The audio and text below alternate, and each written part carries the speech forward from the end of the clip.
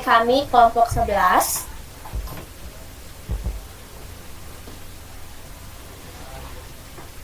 akan mempresentasikan tentang karir mentor. Yang pertama, untuk materi pertama adalah peran dan fungsi mentor yang akan disampaikan oleh Putri Hidayasa. Kepadanya kami persilahkan. Bismillahirrahmanirrahim. Assalamualaikum warahmatullahi wabarakatuh.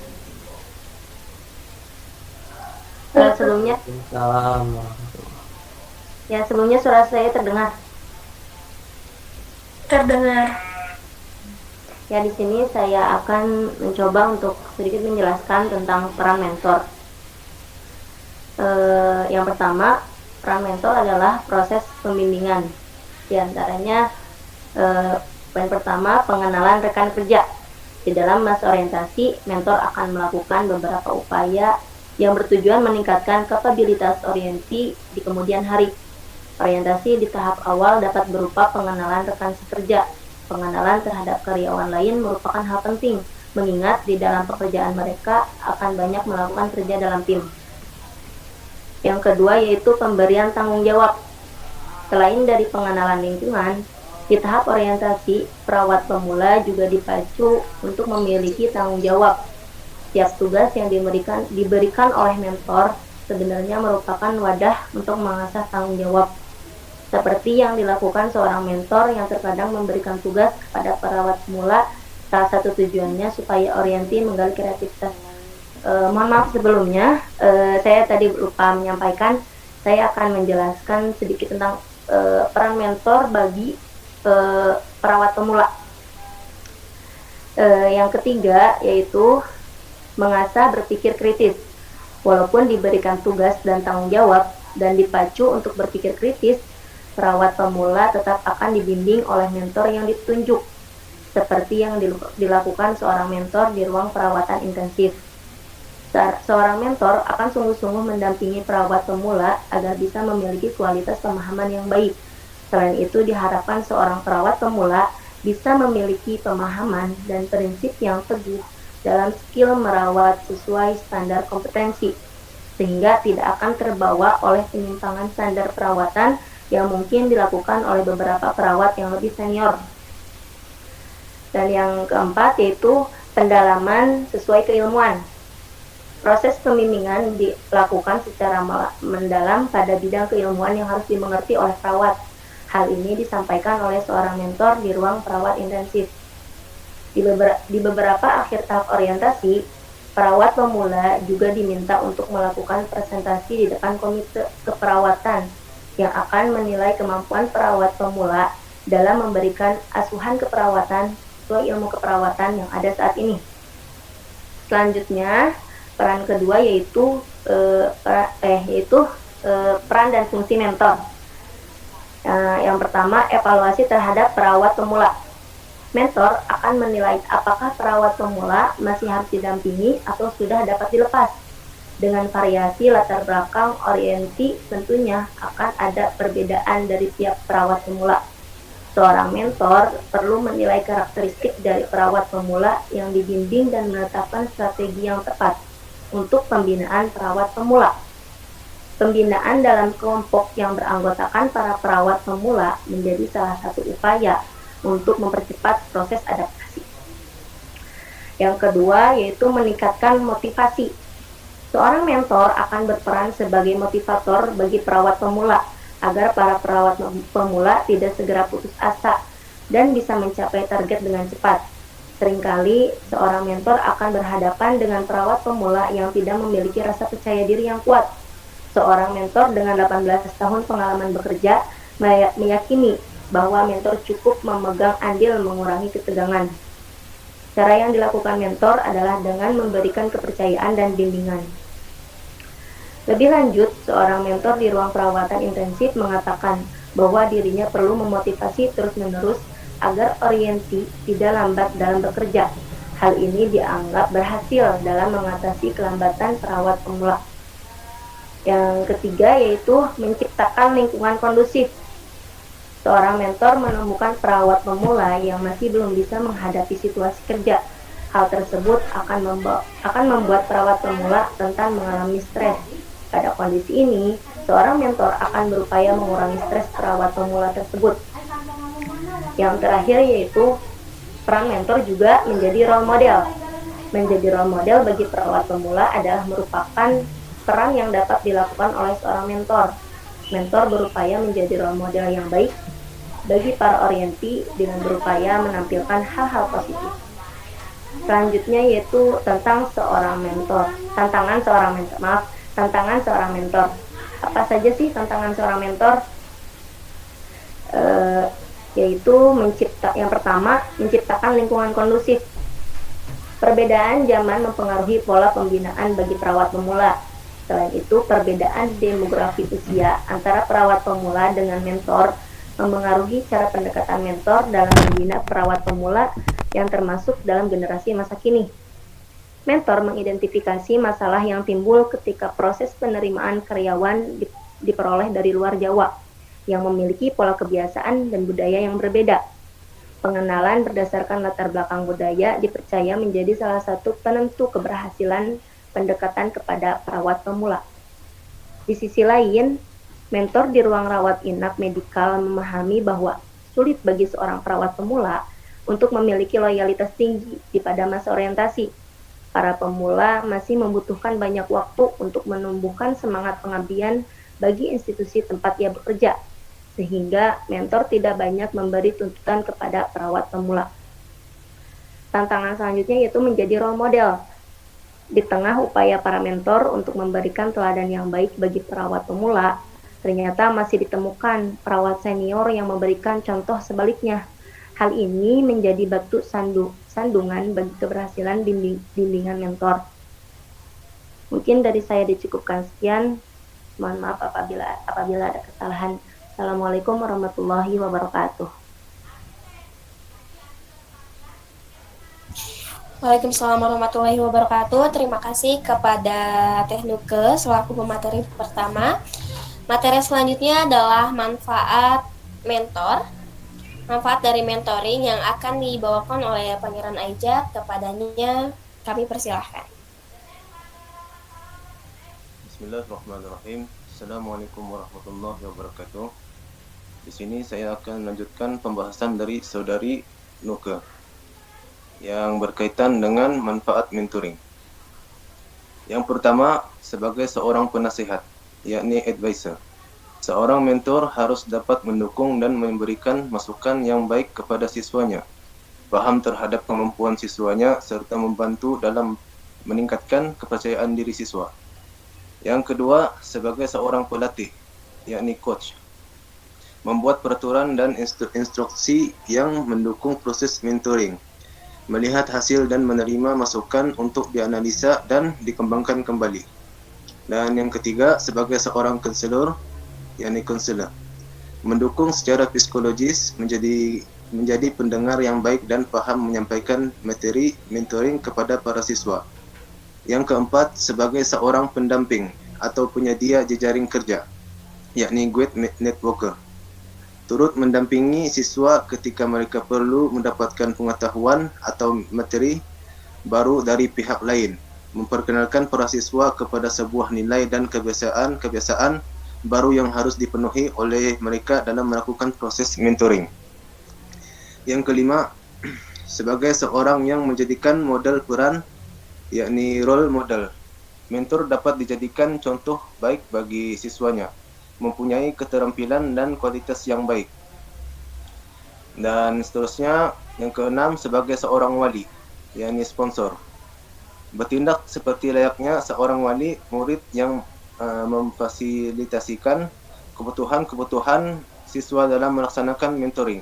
Dan yang terakhir, yang ketujuh, sebagai seorang guru, yakni teacher, berbagi ilmu pengetahuan, memberikan kesempatan untuk belajar, fokus kepada kebutuhan individual dan memiliki gaya pembelajaran.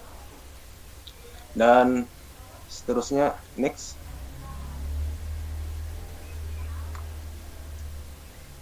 Seterusnya, terdapat 4 program mentoring. Yang pertama, Meyerhoff Scholarship Program. Program ini dilakukan hanya pada satu kampus saja, yaitu di Meyerhof 1997. Program ini berlangsung selama 4 tahun untuk mendukung akademis dan magang riset. Para pendiri program ini mengidentifikasikan 4 faktor penting yang membuat siswa minoritas menjadi sukses, yaitu yang pertama, pengetahuan dan keterampilan. Yang kedua, motivasi dan dukungan. Yang ketiga, pengawasan dan nasihat. Dan yang keempat, sosial dan akademis. Dan seterusnya, yang kedua, Summer Research Opportunities Program. Melalui sebuah konsorsium pendidikan yang bernama The Committee on Institutional Cooperation. Program ini dilakukan di 15 kampus di daerah Midwest, Amerika. Konsorsium ini melakukan beberapa program mentoring dengan sasaran kaum perempuan dan kaum minoritas yang bertujuan untuk meningkatkan jumlah siswa yang menyelesaikan pendidikan kesarjanaannya, mendorong untuk studi lebih lanjut dan meningkatkan karir akademis siswa. Program Summer Research Opportunities Program ini dapat berhasil karena terdapat beberapa faktor sebagai berikut. Yang pertama, adanya hubungan yang intensif dengan pihak fakultas. Yang kedua, terstruktur, didukung dengan pengalaman riset. Yang ketiga, ekspektasi dibuat tinggi. Yang keempat, membentuk komunitas siswa lintas disiplin dalam satu kampus. Yang kelima, membentuk jaringan siswa lintas disiplin di 15 kampus. Yang keenam, mengadakan konferensi hasil riset. Yang ketujuh, terdapat koordinator program yang mengetahui detail administratif. Yang kedelapan, adanya dukungan finansial terhadap para siswa termasuk biaya riset mereka. Yang kesembilan, adanya pengembangan untuk setiap aktivitas program. Dan yang terakhir, yang 10, jaringan co-mentoring atau jaringan yang membantu terlaksananya program mentoring, misalnya staf yang sudah disiapkan untuk menjadi komentar di antara para koordinator program. Dan selanjutnya yang ketiga, Women Science and Engineering. Program Women Science and Engineering khususkan untuk dapat mendorong kaum perempuan untuk mendapatkan gelar di bidang sains dan teknik. Beberapa faktor yang membawa program ini menjadi sukses karena terkait langsung dengan institusi, dalam artian institusi atau lembaga pendidikan memang terlibat dalam pelaksanaan program-program mentoring yang telah diberikan. Antara faktor-faktor tersebut adalah yang pertama, program ditempatkan dalam struktur organisasi institusi. Yang kedua, adanya dukungan oleh administrasi di tingkat institusi. Yang ketiga, para koordinator mempunyai otoritas dalam mengerjakan tanggungjawab mereka. Yang keempat, tercukupinya sumber daya manusia dan dukungan dana untuk menyewa staf dan mengimplementasikan kegiatan program. Yang kelima, komite penasihat melalui perwakilannya dapat secara aktif terlibat dalam pendampingan kegiatan. Yang keenam, komunitas kampus diberikan pemahaman tentang nilai dan kebutuhan program Women Science and Engineering. Yang ketujuh, program dievaluasi dan dipublikasikan secara regular. Dan yang terakhir, yang ke-8, sebuah jaringan co-mentoring memberikan fasilitasi untuk pengembangan profesional di antara para pendamping Women Science and Engineering. Dan yang terakhir, yang keempat, Preparing Future Faculty Program. Program ini didesain untuk mengembangkan model alternatif pada persiapan fakultas yang kemudian diinstitusionalisasikan.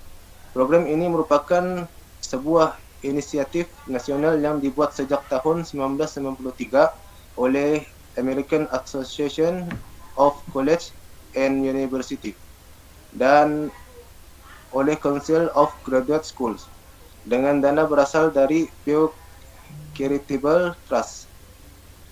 Preparing Future Faculty pada saat ini telah melibatkan lebih dari 300 sekolah dan universitas, 11 asosiasi dan perkumpulan profesional nasional dan beberapa pemberi dana dari luar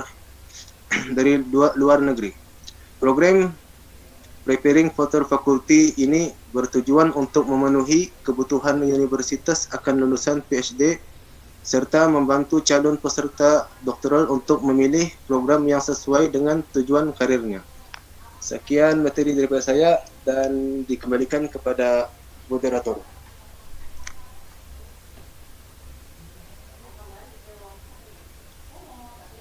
Terima kasih kepada Pangeran Aijat yang telah menyampaikan materi kedua. Materi selanjutnya adalah mentor bisnis komunitas atau karir terhadap bisnis yang akan disampaikan oleh Saudara Rizky. Kami persilahkan. Terima kasih untuk moderator yang sebelumnya telah menggantikan posisi saya karena ada kendala. Baik, di sini saya akan membahas tentang lebih ke tempat program mentoring. Bukan ya? Pokok. Nah, mentor bisnis komunikasi. Yang pertama itu menciptakan satu lingkungan belajar, terutama di kelompokan ulang atau di grup KMB. Nah, KMB ini prosesnya lebih ke kegiatan pengabdian masyarakat ya. Pada komunitas TDA ini, Jaksa mulai program KMB ini berjalan setelah dilakukannya evaluasi terhadap program tersebut oleh divisi edukasi. Nah, di sini saya akan menjelaskan upaya untuk mengubah susunan anggota pada grup program mentoring dengan dasar level bisnis diambil dengan pembicaraan agar terjadi homogenitas di dalam satu grup. Nah, sehingga dengan mudah mentor memberikan pengajarannya. Lalu dampak akhirnya adalah yang ingin dicapai peserta program KMB ini untuk dapat menerapkan materi KWU atau kewirausahaan ini untuk diterapkan pada bisnis masing-masing sehingga memberikan dampak peningkatan kinerja di dalam bisnis mereka pada tahap evaluasi ini dan pengelompokan ulang. Pengelompokan ulang ini, mohon maaf, terdengar suara saya? Terdengar, Rizky. Oh, ya, terima kasih moderator. Terima kasih Mas, ini lagi mencari kendala. Nah, lebih kembali lagi ya pada tahap evaluasi dan pengelompokan ulang. Nah, pada program KMB ini, menurut data statistik ada 32 peserta yang aktif juga mengikuti program KMB ini. Kembali ditelaah pada akhirnya dikelompokkan ulang dan dibagi dalam 4 grup yang masing-masing, yaitu setiap grup itu terdapat 1-2 mentor yang disebut grup intermediate. Itu kurang lebih beromset sampai kurang lebih 300 juta per tahun. Yaitu yang kedua itu ada grup beginner, yaitu 2 grup yang beromset 50 sampai 300 juta per tahun. Dan yang ketiga ini ada grup basic, 1 grup yang beromset kurang dari 50 juta per tahun. Nah, pembahasan grup ini, grup basic yang merupakan grup binaan tim pengabdian masyarakat ini. Grup basic ini mempunyai 6 orang anggota yang rata-rata merupakan karyawan yang berkeinginan untuk juga mempunyai usaha atau telah mempunyai usaha namun tidak dilakukan secara konsisten. Dan yang kedua itu mengorganisasikan materi pelatihan penyusunan SAP kewirausahaan untuk grup basic. Nah, pada kegiatan pengabdian masyarakat ini, fokus giatnya adalah tim pengabdian masyarakat UAI adalah penyusun kurikulum mini S atau mini SAP ini nih. Untuk grup basic sekaligus mengajarkannya pada kurikulum grup basic. Perbedaan yang utama dari kelompok yang lain adalah dalam hal tujuan program ini juga di mana tidak saja pemberian materi KWU atau kewirausahaan yang harus diberikan, namun juga materi motivasi. Untuk materi kewirausahaan dibuat bentuk lembar kerja yang diharapkan bisa memacu mereka untuk pula segera merealisasikan basic pendapat mengenai program basic. No, kalau kurang berpresentasi lah, kalau mohon maaf. Dia itu lanjut. Hasilnya terlihat bahwa satu, hasil perhitungan Customer Satisfaction Index atau CSI pada program kelompok mentoring bisnis sebelumnya mengelompokkan ulang sebesar 65,3%.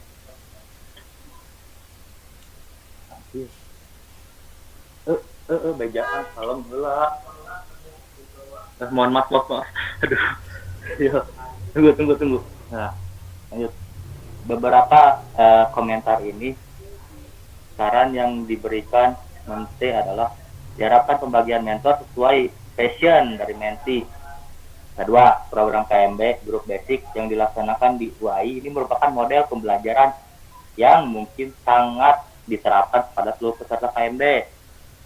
Nah, karena yang diajarkan merupakan prinsip-prinsip dasar. Sebelum mengelompokkan, mungkin sebaiknya ada wawancara kuesioner khusus untuk mengetahui tingkat pemahaman calon mentee. Tidak hanya skala usahanya saja. Yaitu, selanjutnya bagi calon mentee yang baru atau ingin memulai awam lagi. Ya, ini. Mungkin perlu juga ada materi pendahuluan khusus. Yaitu contohnya motivasi dan bisnis, materi bisa diterima dengan efektif, tidak banyak ketidakmengertian dalam istilah khusus dan tepat sasaran.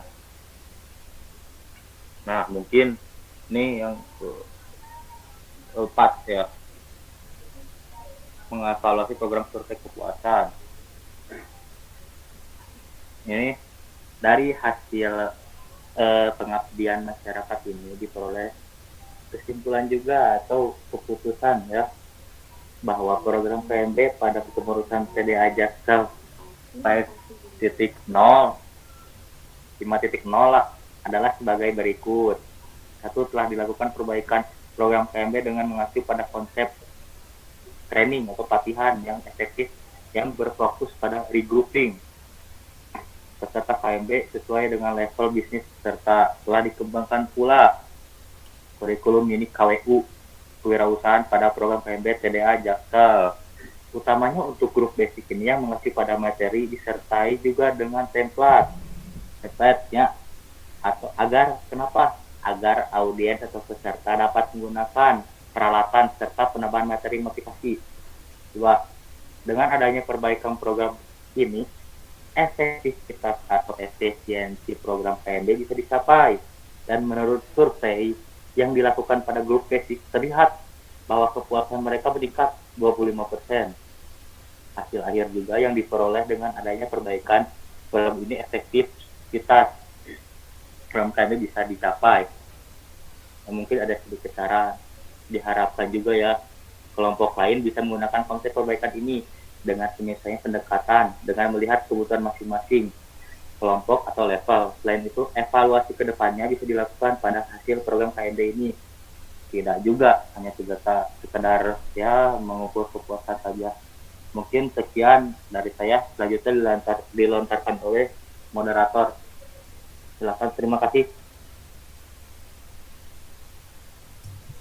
Baik, terima kasih kepada Saudara Rizky yang telah membawakan materi tentang mentor bisnis komunitas. Selanjutnya adalah materi tentang keberhasilan mentoring yang akan dibawakan oleh saya sendiri. Baik, materi keberhasilan mentoring ini, mentor ini diimplementasikan kepada para calon PNS ya, jadi karirnya itu calon PNS. Keberhasilan mentoring atau suksesnya mentor memberi itu dilihat dari bisanya mentor memberi kemudahan peserta dalam menyelesaikan tugas-tugas kediklatan. Nah, tugas-tugas kediklatan itu antara lain yang ada di PPT ini. Yang pertama ada menetapkan isu, yang kedua ada menyusun dan menyelesaikan rancangan aktualisasi nilai-nilai dasar PNS, yang ketiga ada pendampingan pada saat seminar rancangan aktualisasi nilai-nilai dasar PNS dan sebagainya. Nah, poin-poin ini juga berlaku untuk karir yang lain sesuai dengan apa yang diperlukan oleh karir-karir tersebut. Oke, slide selanjutnya.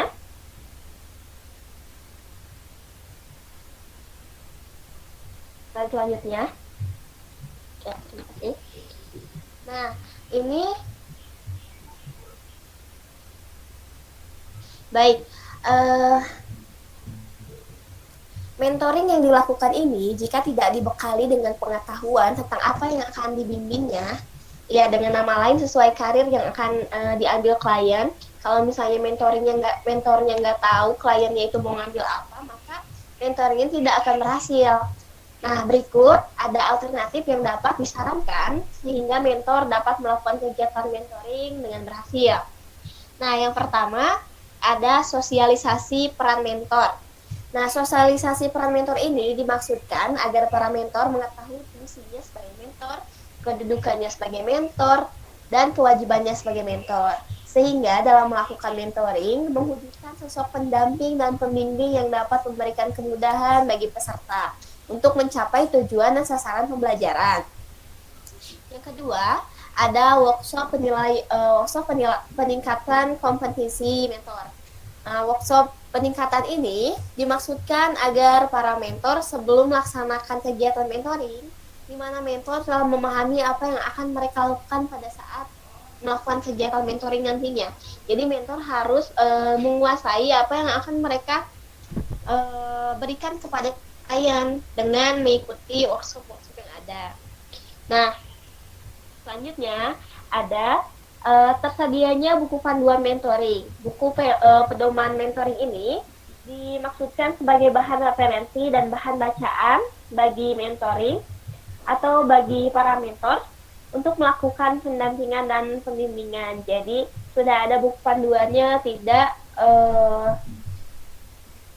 kemauan dari pribadi mentor tersebut, tapi ada buku panduan khususnya. Sekian